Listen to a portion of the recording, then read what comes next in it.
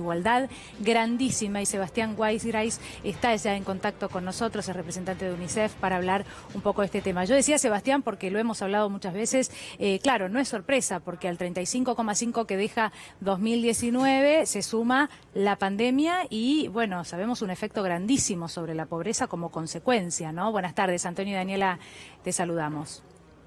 Hola Antonio, Daniela, gracias por el llamado. Sí, efectivamente no es sorpresa. Tuvimos un segundo trimestre que fue complejo porque todavía el segundo trimestre no había llegado digamos, a poder implementarse con más fuerza los mecanismos de protección de ingresos, el IFE, el ATP, Sí. digamos, y las demás ayudas, que terminó siendo un volumen importante, digamos, casi 3 puntos del producto que se destinaron digamos, a poder paliar la pandemia, el COVID en varias dimensiones.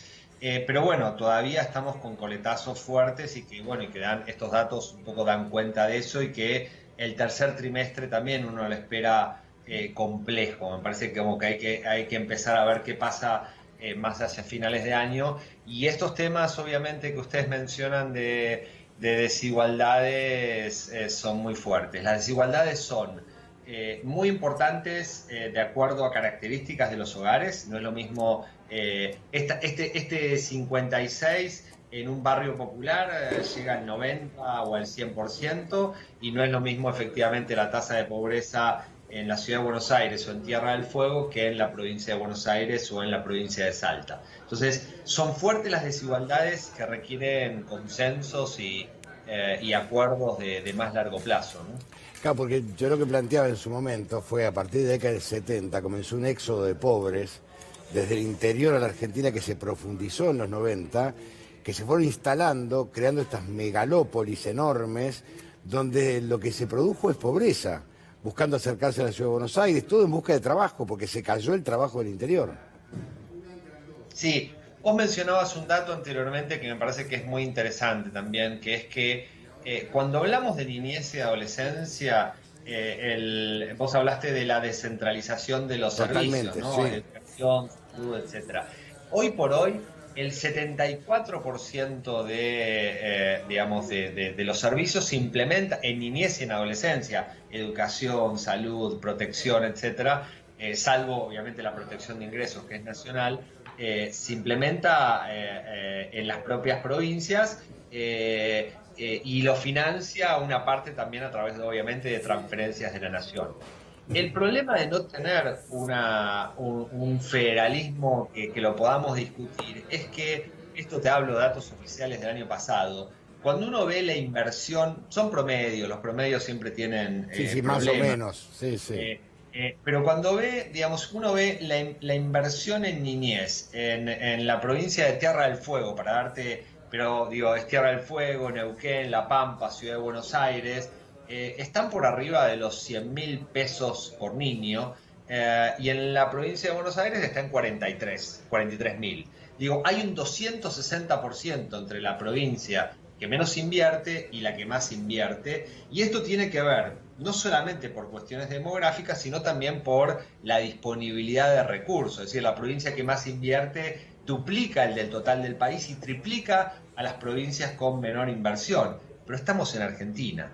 Un niño, una niña nace en Misiones o nace en Neuquén, y estamos hablando de futuros diferentes. Esto es algo que, en términos de pensar en una sociedad más cohesionada, es necesario poder solucionarlo.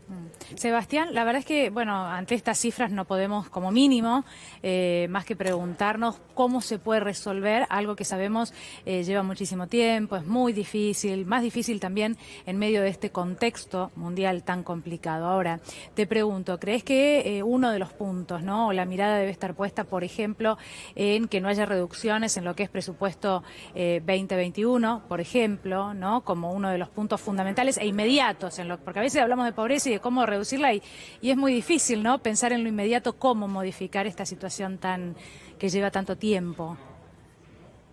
Sí, obviamente, digamos, los países que lograron reducir la pobreza cosa que a nosotros nos está costando hace décadas, ¿no? Es decir, la pobreza infantil, digamos, el piso del 30% no lo podemos reducir hace muchísimos años.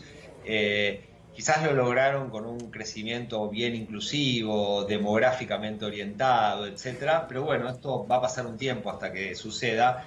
Y lo que mencionás del presupuesto creo que es clave. La semana que viene desde UNICEF vamos a estar presentando un informe sobre el presupuesto 21.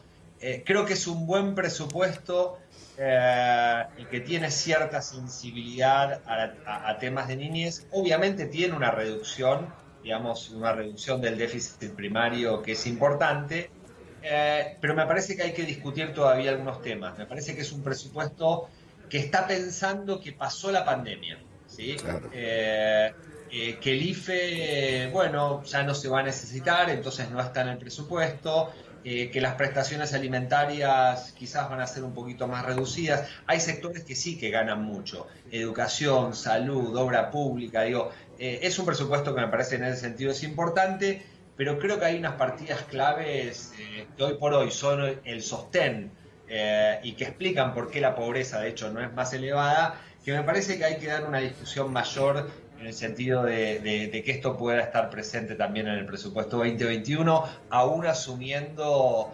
que el espacio fiscal es reducido. Pero bueno, es clave esto. Pero uno recuerda, la Argentina es tan desigual. Yo me acuerdo de la etapa de Página 12 en el 2002, en Tucumán, la chica desnutrida que tenía entre 6 y 8 años, hoy tiene más de 20, con problemas realmente por la desnutrición, y no tiene acceso a los instrumentos de la modernidad, porque no los tiene.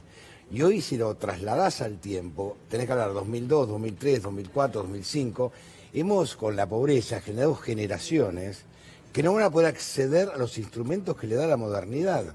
Entonces es gravísimo como país, es un futuro tremendo el nuestro. Esta chica hoy tiene más de 20 años. Sí, por eso estos mecanismos de reproducción, digo, a ver, no hay nada, a ver, digo, creo que en esto sería como el acuerdo más simple, pero que bueno, que nos está costando, de decir, este ejemplo que vos estás dando, yo lo tengo que revertir con la pobreza en la infancia, y si se quiere en la primera infancia, con una muy buena política de cuidado, con centros de desarrollo infantil, mirando la multidimensionalidad de la pobreza. Creo que esto está en agenda, me parece que la sensibilidad está, el presupuesto tiene esa sensibilidad, obviamente es mejorable, y de hecho me parece que el diálogo en esto va a ser clave, pero la pobreza se hereda entre generaciones y este quizás es lo más perverso y los problemas de injusticia que hoy tenemos en Argentina tienen que ver con esto, ¿no? El tener 2 millones de niños y de niñas que no cubren que viven en un hogar, que no cubren una canasta básica alimentaria, nada, es un tema que lo tenemos. Esto digamos, es posible erradicarlo y es fiscalmente posible erradicar la pobreza extrema en Argentina. Sebastián, te mandamos un fuerte abrazo, muchísimas gracias. No, gracias a ustedes como siempre, a disposición. Gracias.